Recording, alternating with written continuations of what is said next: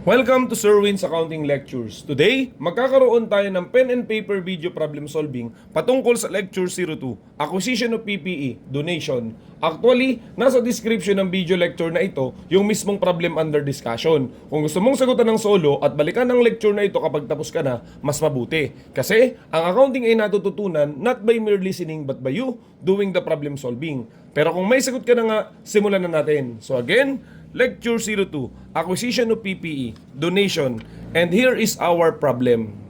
During the year, Chena Marie Francis Padillo Company received land to facilitate the relocation of its main office in the city.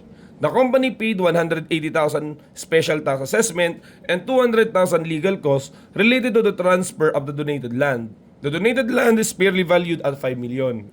Case 1, the land was donated by the shareholder. And case 2, the land was donated by a non-shareholder. Required, journal entries under each of the independent cases. Liwanagin muna natin yung topic. Ito ay patungkol sa donation. Kung sakaling ito ang mode of acquisition of PPE, importanteng malaman sino ang donor. Siya ba ay shareholder or non-shareholder? Sapagkat ang accounting ay magkaiba kung sakaling ang nagbibigay ay internal, shareholder, o kaya ay external, non-shareholder. Para mas maunawa natin binabanggit, sagutan na lang natin. At sabay natin gagawin yung case 1 at yung case 2 para ma-compare talaga natin yung pagkakaiba ng dalawang senaryo. Okay? First point, meron daw na natanggap na land. So therefore, simple lang yan. We are just simply going to debit the land. At kapag ka-donation, we measure them at fair value. In this particular problem, the fair value of the land is 5 million. So we debit land amounting to 5 million. Both for case 1 and case 2. Fair value ang measurement ng PPE or yung land na natanggap. Ngayon, anong credit natin? Kung sakaling ang nagbibigay ay shareholder, the credit will be part of the equity. Since shareholder nga kasi ang nagbibigay. That's why we are going to credit this account title, Donated Capital. What is donated capital? That is a premium account, share premium account, a reserve account. Okay? Equity, 5 million. Kasi nga, again, ang nagbigay ay shareholder. Meron kasi sa equity, kung naalala po natin ang ating corporation accounting, that when you become part of equity, you cannot go out. You can only be recycled within the equity. Pero kung sakali namang non-shareholder ang nagbigay, we may credit an income account. Okay? Kasi nga, parang donation, na libreng natanggap, o therefore, may kita ka.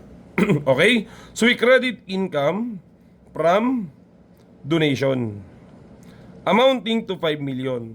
Sana maunawaan yung unang pagkakaiba ng dalawang senaryo na depende sa donor. Okay? Ngayon, ang pag-usapan naman natin is yung mga related costs. In this particular problem, merong special tax assessment at saka legal costs. Okay? Kung sakaling ang nagbigay ay shareholder, that will be debited to the donated capital. So, gawin na lang natin, we debit to donated capital. Okay? I-total na lang natin yung dalawa. 180,000 and 200,000, that will be totaling to 380,000. And we are going to credit cash kasi nga, binayaran mo naman yan ng pera. Okay? Bakit naka-debit sa donated capital account? Kasi nga, bahagi yung expenditure na yun ng donation. Okay? Since meron ka namang donated capital na 5 million, ang sabi ng standard, ay i-debit mo na rin doon sa donated capital since lahat naman sila ay related doon sa donation transaction. Okay? Kaya therefore, babawasan mo yung capital account, yung donated capital account na na-record mo. Okay? Ganun po ang rule. Kung sakaling ang nagre-record ay shareholder. Okay, ino-offset mo yung net effect dun sa parang natanggap mo coming from them kasi iisa naman kayo. Kaya therefore net effect ang kukunin dun sa donated capital. Okay? Ngayon, paano naman kung sakaling ang nagbigay nga ay non-shareholder? Sa pagkakataong ito, it will be capitalized. Okay? As the cost of the land. Kasi maa-acquire mo daw yung land. Okay?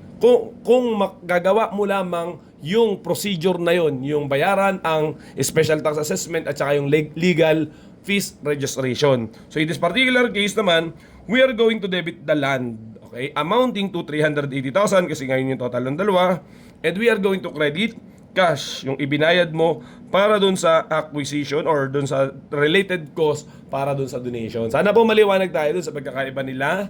Okay, na yung expenses related to the donation, kung sakaling shareholder ay donated capital, since hindi naman daw niya napatas yung value ng land at yun ay related sa donation, kaya therefore donated capital. Pero kung sakaling non-shareholder, ang debit po ay dun sa land. Kasi wala ka naman pag-uunan ng naunang donated capital account. Okay, but rather, yan nga kasi kailangan para makuha mo yung ibinibigay sa'yo ng outsider, kaya therefore, you are going to debit land. Nagdaga pa po natin yung theory.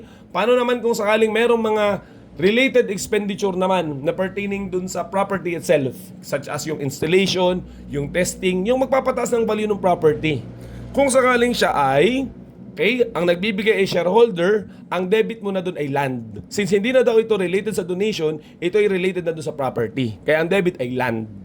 Kung sakaling naman na yung shareholder, edi ganun din kasi nga ito related sa property, so ang debit mo rin ay land. So ulitin po natin, pag related sa donation at shareholder, deducted sa donated capital. Pero kung related sa donation at non-shareholder, ang debit ay sa property itself. At yung lahat ng expenditure na related sa property, kahit ito donation, lahat yun ay ikakapitalize, whether shareholder or non-shareholder. Inuulit ko lang po yung theory na binanggit natin kanina. Okay? Tapos na po yung ating problem pero magdagdag pa tayo ng third scenario. Okay? May isa pa kasing case, hindi lang nabanggit dito sa problem, kung sakali na yung non-shareholder ay merong kondisyon, merong restriction. Okay? Di ba sabi natin kung yun ay bigay ng walang hinihinging kapalit, income yan. Pero kung bigay nga at walang hinihinging kapalit pero may gagawin ka daw muna bago mo matanggap, pwede ba siya maging income? The answer is not yet. Okay? Kasi nga, meron ka pang obligasyon meron kang gagawin. So therefore, gawin po natin. Halimbawang merong case 3. Ayan. Kung sakali na may restriction si non-shareholder, siyempre nakatanggap ka pa rin ng land amounting to 5 million. Sulatan ko nga pala dito. Case 3 with restriction. Okay? Itong case 2 without restriction. By the way, yung problem po natin, ang sagot talaga ay without restriction kasi wala namang sinabi na may restriction. Kailangan sabihin ng problem na meron para magka-meron. So, with debit land, 5 million. Anong credit natin? Hindi daw pwedeng income kasi nga may restriction. So, ano pong credit natin? Unearned muna siya. So, we credit unearned income. Okay? From donation. Amounting to 5 million. At yan po so unearned income meaning liability kasi may condition pa. Kung sakaling merong related costs, so ganun pa rin, you just simply debit land, okay, amounting to 380,000 and credit cash amounting to 380,000 kasi nga kailangan yan para makapunta sa iyo yung binibigay na cash. Binibigay na land. Ngayon, tapos na po ba yung entry doon sa with restriction? The answer is yes. Doon sa date na ibinigay sa iyo yung property. Pero di ba nga may condition, may restriction? Paano kung sakaling dumating yung panahon na wala na yung restriction, nagawa mo na yung pinapagawa niya?